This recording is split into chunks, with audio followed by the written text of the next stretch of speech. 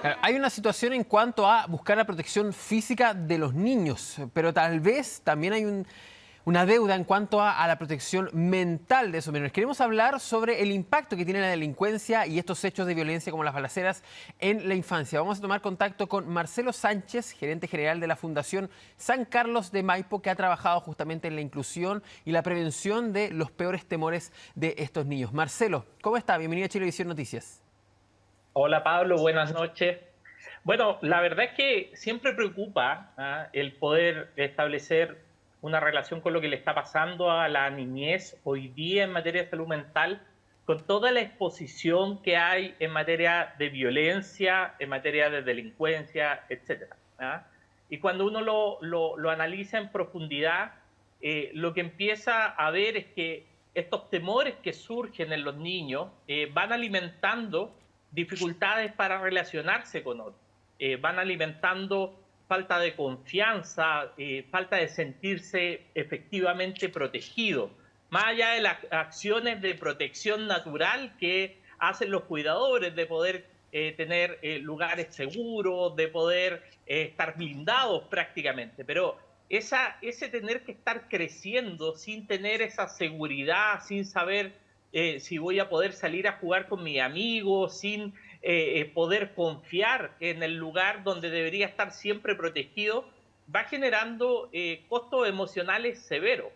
Y eso después también viene acompañado de muchos otros elementos, como por ejemplo el que no tengamos buena salud mental en materia de niñez, y ya éramos uno de los peores países en materia de salud mental para niños menores de 6 años antes de la pandemia, y después de la pandemia esto se fue agudizando de manera sostenida, y estamos viendo momentos muy complejos al interior de las aulas, muy complejos en las comunidades.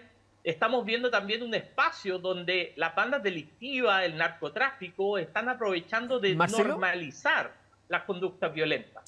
Para ir también viendo cómo se ha trabajado en este tiempo, obviamente ahí hay un gran problema. Hay realidades que se han ido acrecentando. Antes era, por ejemplo, las plazas no se podían ocupar, pero los espacios seguros eran en las casas y por lo menos en el colegio. Hoy día nada de eso es seguro, sobre todo en los ambientes como el que vimos, los que ya habíamos visto hace algunos días cuando una balacera fue al frente de un colegio en la comuna de La Florida. Ahora, quería consultarle cómo ha sido el trabajo de ustedes. ¿Qué es lo que ustedes están haciendo para justamente eso, otorgarle una sensación de confianza a los menores y a las familias también, porque esto es un trabajo en conjunto, en un lugar donde realmente es dudar por esa seguridad debido a que puede ocurrir en cualquier momento que haya por lo menos una balacera? Mira, Pablo, nosotros desde el año 2014 estamos implementando en varios territorios, territorios que han sido altamente vulnerables, que han sido incluso cooptados por el narcotráfico, un modelo que trajimos de la Universidad de Washington y lo estamos apoyando junto con ellos, lo estamos instalando en los territorios junto con ellos, que se llama Comunidades que se Cuidan. Comunidades que se Cuidan nació hace casi 40 años y tiene mucha evidencia sólida. Por cada dólar que tú inviertes te ahorras $20 en delincuencia, en hospitales, etc. Y lo que hace el programa Comunidades que se Cuidan es precisamente crear factores protectores para hacer frente a aquellos factores de riesgo que generan conductas problemáticas en los niños, jóvenes y adolescentes. Conductas como la violencia, la delincuencia, el embarazo adolescente, la deserción escolar, etc.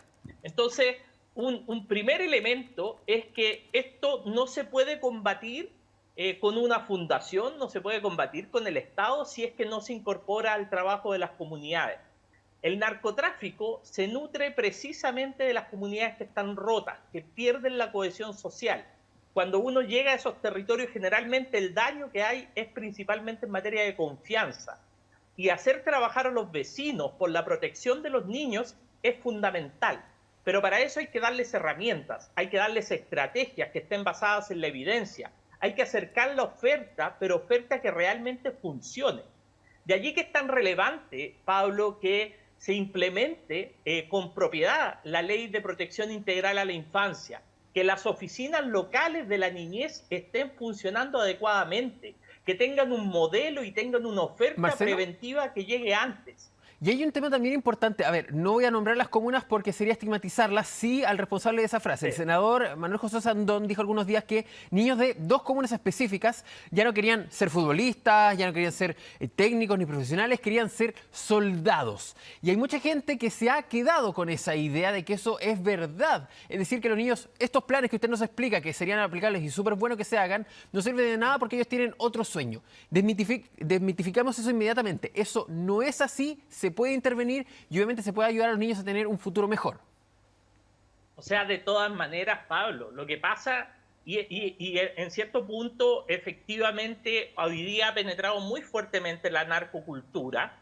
La narcocultura utiliza determinados símbolos, rituales, va tratando de capturar a los niños y los captura para involucrarlos en el delito, en trayectorias delictivas que se consolidan a través del tiempo. Entonces, de alguna forma, es cierto, hay casos que uno encuentra donde hay niños cuyo sueño es precisamente emular al narcotraficante de turno y participar en una banda delictiva porque no tiene otras oportunidades, porque la comunidad ha ido normalizando el delito, se ha ido acostumbrando a las ráfagas, a las balas locas, a los fuegos artificiales, a los narcofunerales, a la música urbana. Todos esos elementos van confluyendo en una aceptación cultural del delito y eso es muy complejo, pero eso es lo que se tiene que erradicar a través de modelos como el Comunidades que se cuidan, que lo que hace es llegar con factores protectores, evitar la normalización, no normalizar, por ejemplo, el consumo de la marihuana en los niños, no, por ejemplo, ser laxo en la cultura del consumo del alcohol, por ejemplo. Todos esos elementos son tan relevantes que si uno los va trabajando con aquellos que tienen vínculos con los niños, los papás, los cuidadores, los vecinos, el profesor del colegio, el entrenador de fútbol, todos ellos, si todos trabajamos Marcelo, en conjunto, rompemos la lógica de la narcocultura. ¿y cómo se puede hacer eso? ¿Cómo decirle a un niño que lo normalice tal vez? No, no consumas droga, no te relaciones con gente que posee armas. Tener armas no es bueno, eso no es cool, bacán, como se quiera denominar. Tal vez estoy muy viejo con los términos, pero ¿cómo se puede hacer ese cambio? Pablo, lo más importante cuando uno analiza las trayectorias de riesgo de los niños que se desarrollan en carreras delictivas, por ejemplo, o en consumos problemáticos de droga y alcohol, lo más significativo es que no tuvieron una familia con las herramientas para promover una cultura prosocial al interior de ese entorno del hogar antes de los 13 años.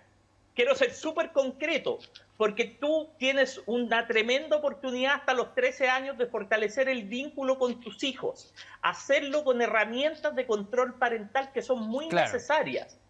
Aumentar, por ejemplo, la percepción de riesgo en el consumo de marihuana. Por ejemplo, fíjate que en la época en que estuvo Carlos Charme en Senda, el consumo de marihuana en población escolar bajó sostenidamente. ¿Y por qué lo hizo? Porque la percepción de riesgo y el control parental subió fuertemente. Perfecto, ya. Entonces ahí justamente tienes tú algo que es muy importante. Sí. Y sin consumo no hay narco. Entonces, claro, ahí justamente es el involucrar a la familia. Y tal vez, a ver, la cultura ha cambiado obviamente y algunos entienden la droga como algo normal, pero a los niños no, porque claro, hay un desarrollo y que es importante lo que usted dice, entender que puede haber una decisión, pero también es muy responsable decirle que no, sobre todo cuando hay una formación. Y sobre todo lo que usted decía, antes de los 13 años, vínculos familiares. Ojalá involucrarse con la mejoría de nuestra sociedad y eso se hace a través de los niños. Son distintas aristas, obviamente, que vamos a seguir abordando, pero no se nos acabó el tiempo. Marcelo Sánchez, gerente general de la Fundación San Carlos de Maipo, muchas gracias por estar con nosotros esta noche. Muchas gracias, Pablo. Que esté muy bien. Buenas noches.